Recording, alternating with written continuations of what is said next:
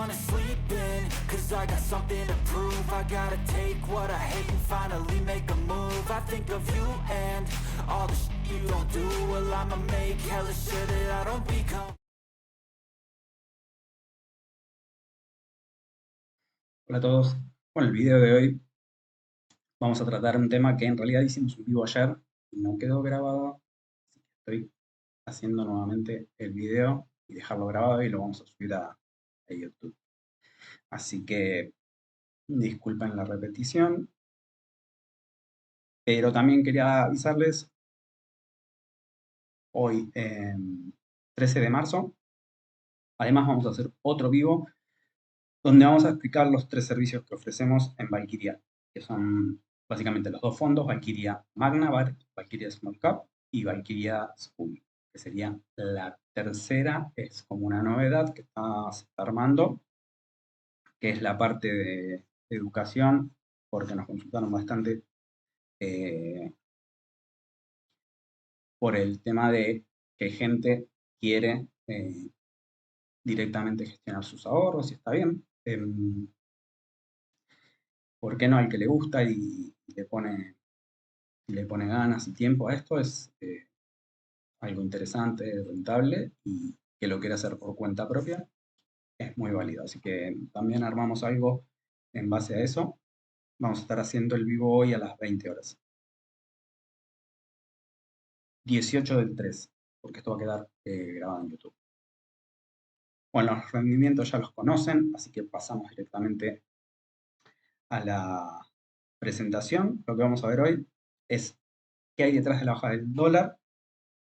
Si bien, como siempre decimos, estos son movimientos que es muy difícil predecirlos en el corto plazo, ya que los actores que participan de, de la oferta y demanda, de las variables que modifican o no el valor relativo de las monedas, más en Argentina, influyen demasiado las decisiones de los que nos gobiernan. Así que más que un tema financiero, si bien en el mediano y largo plazo se puede estimar si está, cuando está llegando a extremos como ahora, está caro o barato, en los movimientos pequeños en el corto plazo es bastante errático, así que no aconsejamos saltar de un tipo de cambio a otro.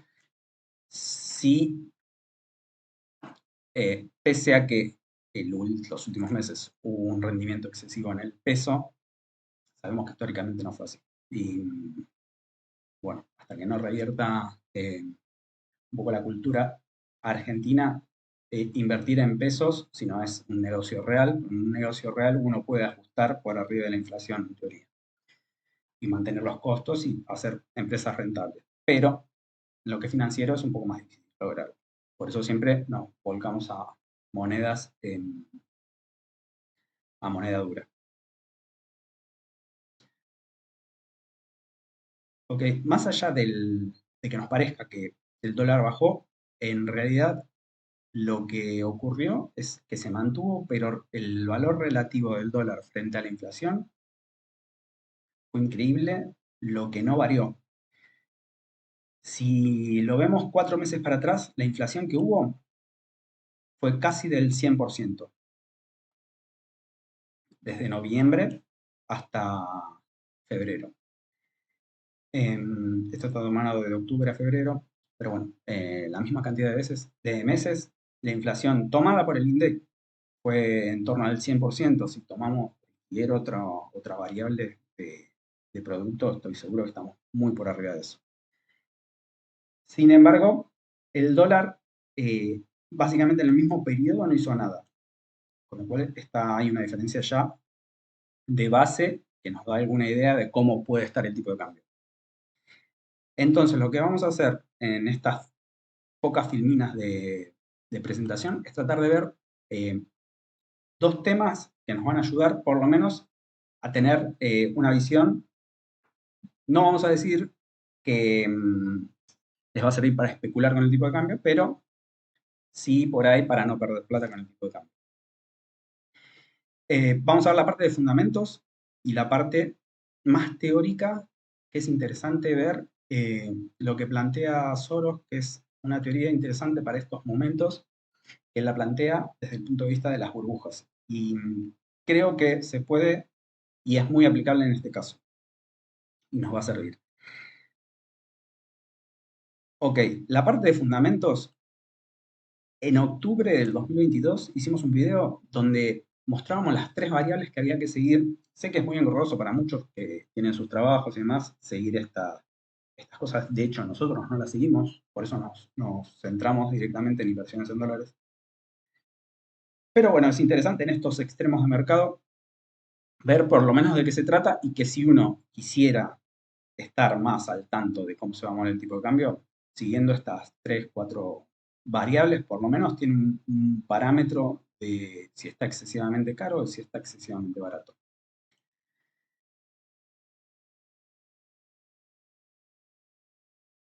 Bueno, en ese video lo que decíamos básicamente es que tenemos que pensar cómo se mueve el tipo de cambio de acuerdo a las reservas de emisión y justamente a cuánto establece el tipo de cambio oficial el ente que regula. Únicamente centrándonos en reserva y deuda, ya deberíamos saber, tener un estimado de si estamos caros o baratos. La realidad es que si esto funciona como un hogar, como una empresa, si hay reservas, o sea, si hay plata en el banco, que en este caso serían dólares, realmente el tipo de cambio estaría básicamente sin tanta volatilidad, porque en realidad lo que hace que el tipo de cambio varíe mucho es el no saber si va a poder responder Argentina en un futuro a sus compromisos, o sea, sus deudas.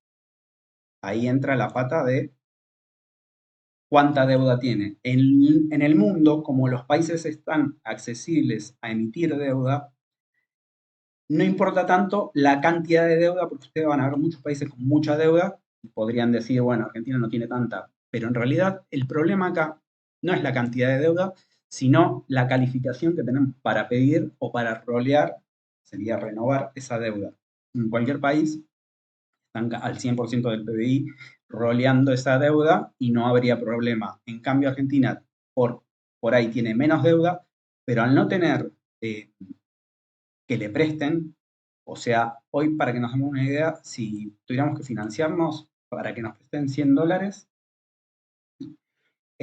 nosotros tendríamos que darle 200. O sea, cada lámina de 100 que ofrecemos para pagar en un futuro, a nosotros nos darían 50. Esa es la certeza de pago que nos tienen en el exterior. Con lo cual es imposible hoy, por ahora, tomar deudas, ya salvo que sea de algún organismo como el FMI o alguno que se ocupe de los países como nosotros. Si no, lo que ocurre y ocurrió siempre en Argentina es que lo financiamos con emisión, que sería como un bono, sería como una deuda, porque en realidad cuando el Banco Central da un peso, o sea, un papel de peso, un billete de 1000, ponele, lo que te dice es que vos podés volver en cualquier momento y llevarte tu dólar. Y esa variación del tipo de cambio se produce cuando no hay detrás de esas reservas el poder devolver ese dólar, que es lo que está pasando ahora, que no hay problema en este caso porque casi todos los tenedores de deuda en Argentina son principalmente bancos. O sea, en realidad estamos con mucha deuda, pero indirectamente el que la tiene calzada es el banco. Ok, entonces lo que estamos tratando de exponer es que, como decíamos en el video anterior, siempre tuvimos un nivel bajo y decreciente de reservas. Y pese a ello, tuvimos un nivel, acá sigue esto, de deuda creciente. Entonces, eso siempre produce estrés en la economía. Y era lo que tratábamos de explicar. Si vos tenés constantemente poca plata y te la gastás, como pasa en estos momentos, que fue 2015, que fue ahora, te la gastás y a su vez imprimís mucho dinero, lo que se produce es inflación. es inflación y estrés en la economía porque hoy las netas siguen negativas, pese a toda la compra que está haciendo el Banco Central. Entonces, partiendo de la base del video anterior que habíamos mostrado ya, que sistemáticamente Argentina no puede ahorrar reservas y sistemáticamente se está endeudando, ese es el nivel de desequilibrio que quieren, que debería evitar los próximos gobiernos o el actual. El tener las cuentas, o sea, que no se gaste de más, y poder ahorrar, básicamente. Si no, dependemos todo el tiempo de que haya liquidación de soja. Ahora bien, dicho esto, ¿cómo fue o por qué ocurrió una baja tan brusca del dólar pese a lo que decíamos de las reservas y la deuda? Bueno, si vemos dos momentos muy similares en Argentina, donde se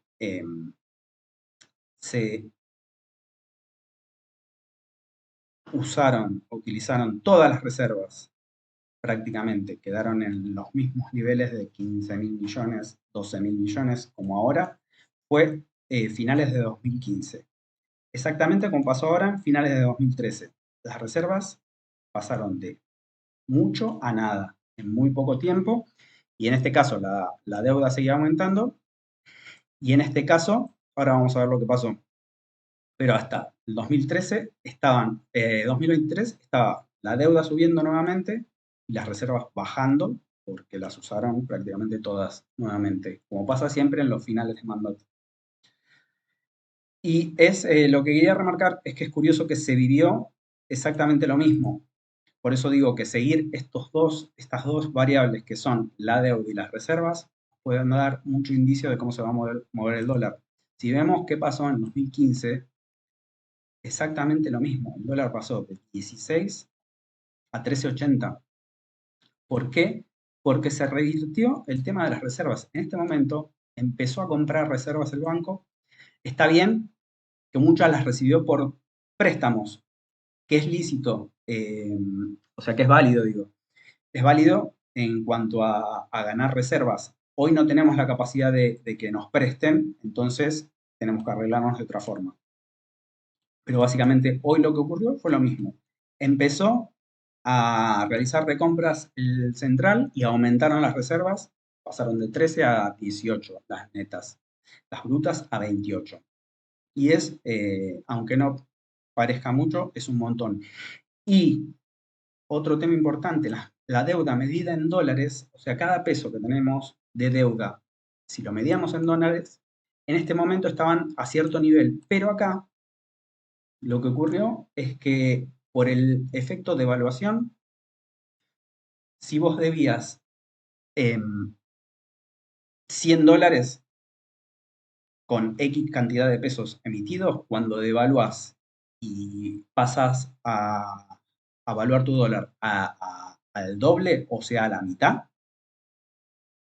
vos pasás a deber la mitad de dólares, porque en el medio de la devaluación, cuando pasó el dólar de 350 a 800, los pesos que tenés en las calles lo podrías levantar con la mitad de dólares. Entonces, ese efecto de baja de deuda por devaluación y poder empezar a hacer compras es lo que produjo también el colapso de casi la misma proporción que el 2015. Entonces, la historia nunca es la misma, pero suena bastante parecido. Rima bastante. Entonces, esto nos da un indicio de qué podemos esperar cada vez que vemos cómo se comportan esas dos variables, que son reservas. O sea, si tuviéramos una empresa y necesitamos saber cuánta plata tenemos y cuánto debemos, básicamente es eso. Y esa relación si uno la ve históricamente, va a tener siempre una idea de cómo está. En cuanto al movimiento extremo, sí va a haber un rango en que se va a mover, obviamente, por situación, por flujo de fondos. Eso que vimos acá, que empezó a recomprar, por ahí no se ve muy en detalle, pero acá lo tenemos en un gráfico más ampliado. Y básicamente, acá pueden decir que hubo la misma reacción, pero no, esto fue que entró por el FMI un pago de 7.500, creo que fue, 7.500 millones, y lo usaron hasta noviembre. Con lo cual la verdadera recompra se está haciendo ahora. Entonces este cambio de visión es lo que está provocando que el dólar se mantenga en un rango bajo. Digamos que todo esto fue expectativas. El Banco Central pasó de vender durante años diariamente para mantener el dólar a recomprar diariamente entre 100 y 200 millones porque nadie los compra. ¿Y por qué nadie los compra? Otro tema importante. Si vemos lo que es venta y consumo, o sea, cómo viene el país en cuanto a la parte de consumo, venta, sería la parte productiva, lo que hace que aumente o no la producción es importante porque es lo que va a producir caja en las empresas y lo que va a hacer que la gente tenga más plata y obviamente va a poder acceder al tipo de cambio. Hoy no hay demanda de dólares básicamente porque estamos en una contracción a niveles de pandemia. O sea, está todo parado como cuando estábamos encerrados, básicamente. Aunque no se vea de la misma forma, estamos en esos niveles. Con lo cual, toda la cadena, desde el que vende hasta el que va a comprar, tiene menos capacidad de pesos de comprar esos dólares. Además, que ahora le cuesta el doble por la devaluación que hubo. En la misma línea, por esa devaluación, los sueldos están, si lo medimos en dólares, están a niveles del año 2000. Con lo cual, nos muestra eso mismo, la misma capacidad que teníamos sin poder generar la compra de dólares en lo que es la capacidad de haberes del individuo a pie. O sea, acá estábamos viendo las empresas ya no pueden comprar y acá los individuos obviamente están viviendo con lo justo. Entonces, acá tenemos gran demanda que no se está viendo. Por eso el central sale y puede salir a comprar. Y tema 3, lo que está ocurriendo es que a los que liquidan exportaciones le ofrecieron liquidar una parte en dólar contado con liquidación y una parte en dólar oficial. Perdón, esto está al revés. Esto es acá y esto es acá.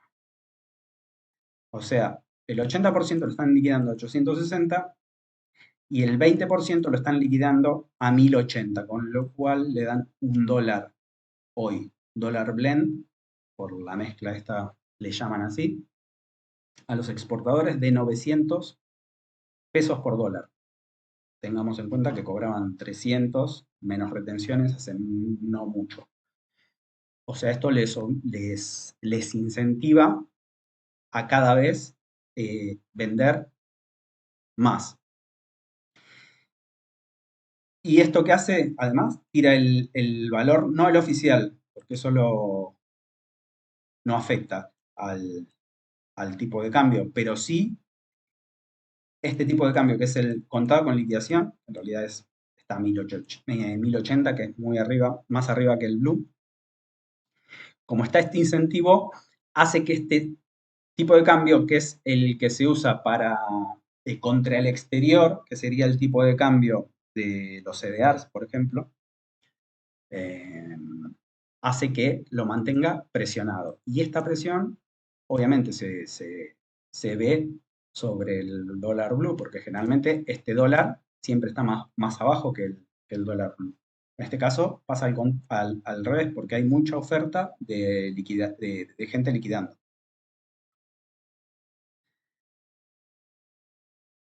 Bueno, y esto no es todo en la parte de liquidación. Tenemos que tener en cuenta que desde marzo a junio va a haber una sobreoferta de 200 millones diarios de liquidación, porque en realidad en marzo viene a fines de marzo comienza la parte gruesa de la liquidación. Así que si llegan a liquidar el monto que se cree que van a liquidar, serían unos 10.000 millones más que va a tener en las arcas el Banco Central. Pensemos que hoy está en 28. Si llega a sumar esos 10 más, estaría en 38. Un número que puede hacer que tenga más espalda el central para unificar el tipo de cambio. Hay que ver en qué valor lo unifican. Dicho todo esto, que son todas las variables que vemos que hacen que el dólar esté planchado, es interesante tener en cuenta lo que plantea Soros. Bueno, antes que nada lo voy a presentar. Soros es un inversor filántropo, va a ser cortito, un inversor filántropo que lo que hizo básicamente es crear un fondo que fue Quantum Fund, que sigue actualmente, pero está cerrado. Y a Soros se lo conoce porque en el 92, Soros, para que se den una idea, ahora fue el que parte del que puso plata en Ualá, que es una fintech local. Es la primera inversión que hace en Argentina. Y lo que presenta Soros, bueno, lo que hizo fue en el 92 ponerse en contra de la libra. O sea, apostó en contra de la libra, es como si alguien viene y apuesta en contra del peso, y obligó al Banco Central a devaluar prácticamente un 10%. Acá no os parece nada, pero es un montón para una moneda como la libra.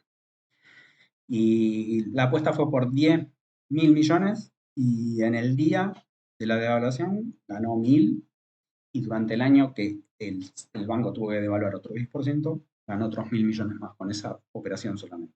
Entonces de ahí se le conoce a que hizo quebrar, aunque los bancos centrales no quiebran, todos le dicen que hizo quebrar al Banco Central de Inglaterra. En realidad no quebró él operó, pero la situación de Inglaterra era delicada en ese momento, así que vio bien la jugada.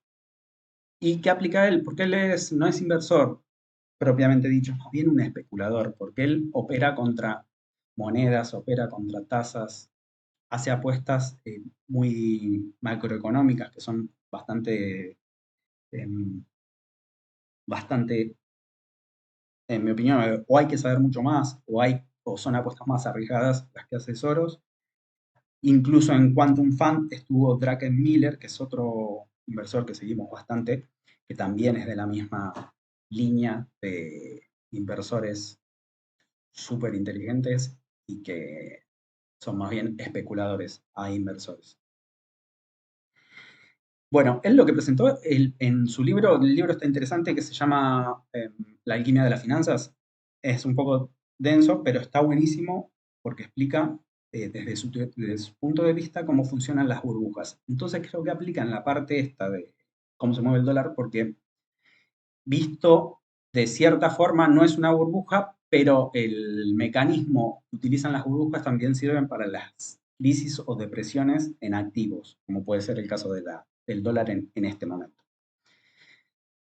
Y él voy a explicarla en 2 filminas y ya terminamos. ¿Para qué? Para poder ver qué piensan ustedes si el dólar va a seguir en estos niveles o más abajo, pese a toda la liquidación que va a haber, o si estamos en un punto de inflexión. La teoría de la reflexividad es básicamente lo que nos dice Soros es que los mercados financieros no son siempre eficientes. O sea, él se pone directamente en contra de la teoría clásica de las finanzas, donde dice que el precio de las cosas tienen incorporado todo lo que saben respecto a ese momento en ese mercado. Por ejemplo, la teoría diría que el dólar hoy vale 1.000 porque tiene incorporado que van a liquidar X cantidad de soja, van a recomprar X cantidad, o sea, toda la información ya está en ese precio.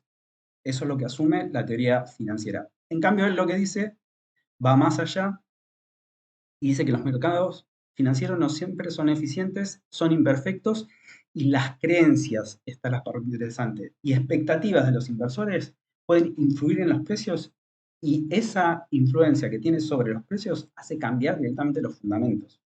Y ahí es donde se pone realmente interesante, porque ahí sí va o sea, como una cuarta derivada de lo que es realmente las finanzas, que todos buscamos la parte fundamental del valor, pero él dice que las expectativas generan cambios en los fundamentales. Y es interesante cómo lo plantea, porque si uno ve o piensa, bueno, se cortó. Seguimos con la explicación y ya terminamos.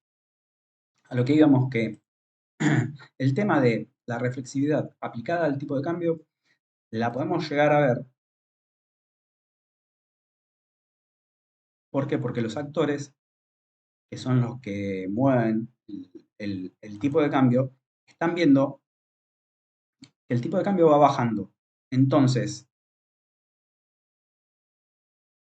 los que liquidan se apuran a liquidar porque creen que va a seguir el tipo de cambio así y a su vez ellos liquidando provocan más baja y esa baja provoca que el central haga más compras y esas mayores compras hacen que la percepción de que el banco está más con más espaldas hace que el tipo de cambio esté bajo realmente. Entonces lo que está haciendo básicamente es cambiar los fundamentales de la balanza del Banco Central. O sea, que las expectativas estén en determinada presión sobre el tipo de cambio hacen que todos los actores estén liquidando más rápido. Y eso es lo que produjo, en mi opinión, una exageración en la baja del precio o en mantenerlo en estos valores.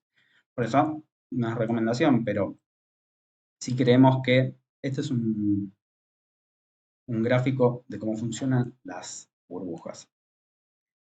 Si lo damos vuelta, es cómo funciona una crisis o depresión o baja en una cotización como me pasa con el dólar. Si bien las expectativas cambiaron los fundamentales y va a haber una liquidación real, puede ser que un